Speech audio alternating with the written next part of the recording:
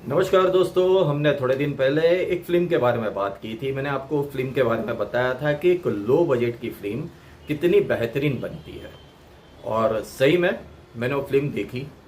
आज हम बात कर रहे हैं मेरून एक रिश्ता प्यार का।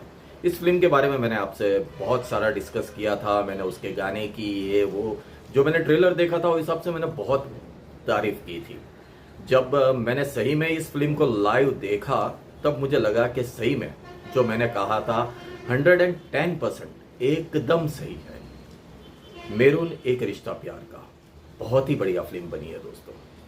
सही में लो बजट में कैसे फिल्म मेकिंग होती है वो आजकल के प्रोड्यूसर या आजकल के जो डायरेक्टर्स है या जो भी अपने हाउसेस है, प्रोडक्शन हाउसेस है, उनको सीखना चाहिए और इस तरह की फिल्में बनानी चाहिए।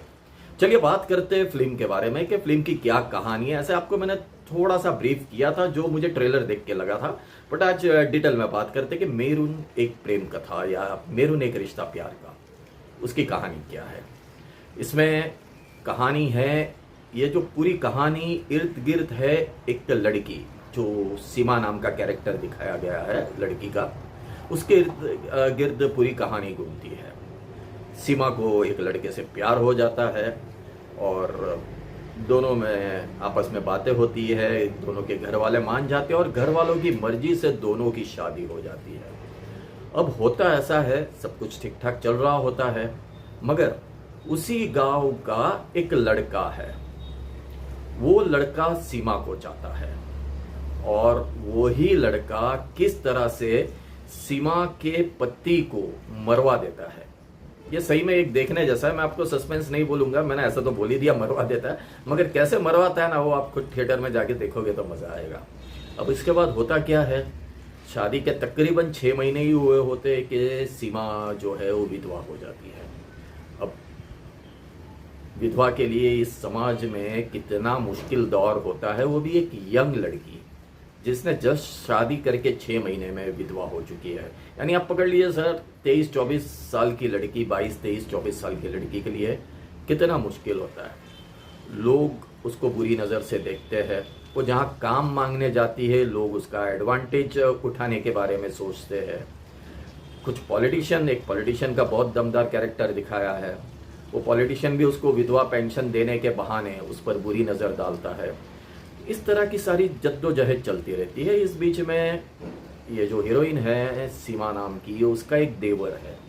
अब ये जो देवर है वो हमेशा अपनी भाभी को प्रोटेक्ट करने के बारे में सोचता है और फिर वो सोचता है कि मेरी भाभी क्यों बाहर जाके काम करे जहाँ उसके साथ इतनी ज्यादती हो रही है।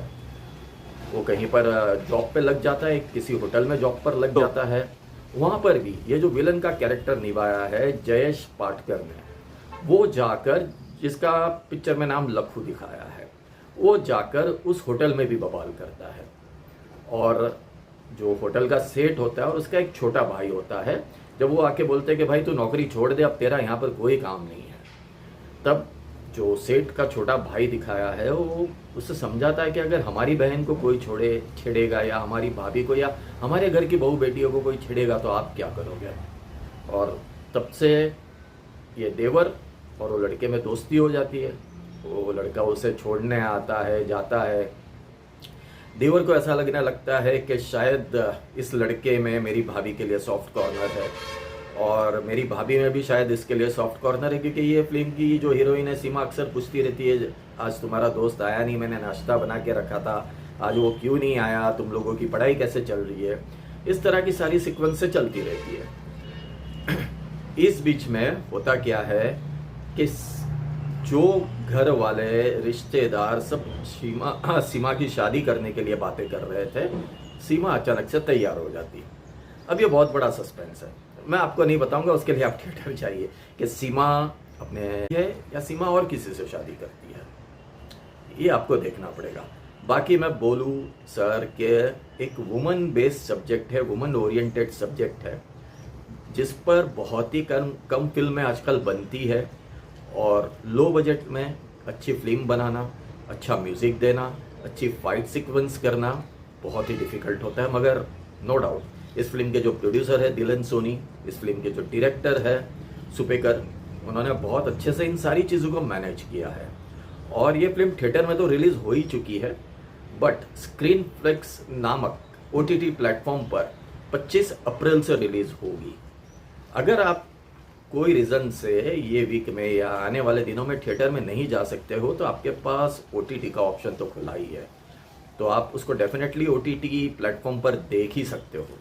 बाकी जितने लोगों का मैंने थिएटर से निकलकर जो लोगों से बात की है, स्पेशली लेडीज से, तो उन्होंने कहा कि ये इतना इमोशनल सब्जेक्ट है, और सॉरी टू से मगर उसमें से एक लेडी बेचारी थी, वो विधवा भी थी, और उसने कहा कि मुझे ये फिल्म देखकर मेरे पति की और मेरी कहानी याद आ गई, मैं भी यही दौर से गुजरी हूँ।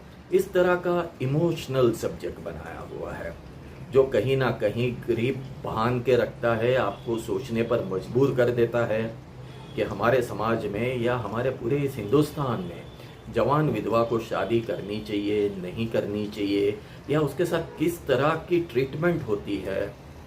तो सही में दुर्भाग्यपूर्ण है जो फिल्म में दिखाया है कि किस तरह से होता है। अगर वह सही में ऐसा होता है, नो डाउट ऐसा होता है, और सही में हमारे लिए दुर्भाग्यपूर्ण है कि ऐसी चीज़ें लड़कियों के साथ होती है।